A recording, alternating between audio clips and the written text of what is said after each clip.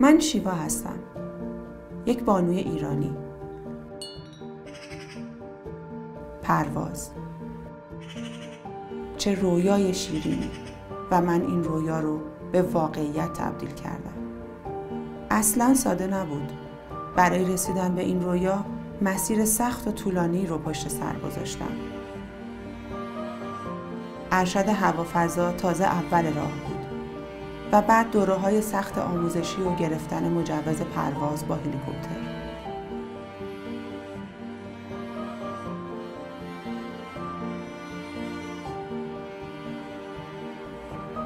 ولی امروز به خودم افتخار میکنم. من برای نجات جون مردم عزیز کشورم سخت ترین راه رو انتخاب کردم. راهی که میتونه حتی جون خودم رو هم به خطر بندازه.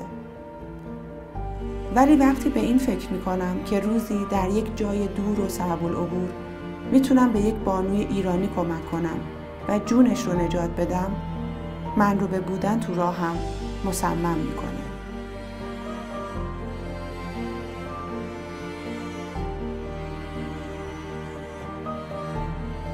برای رسیدن به محل مأموریت نه تاریکی شب مهمه، نه برف و کولاک، نه آتیش، نه مواد سمی و صنعتی یا نفتی. فقط باید رفت.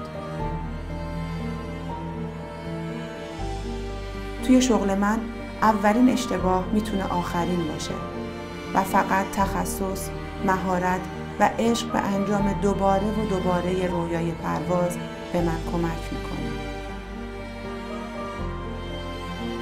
من با دانش و مهارت و تلاش به هدفم رسیدم.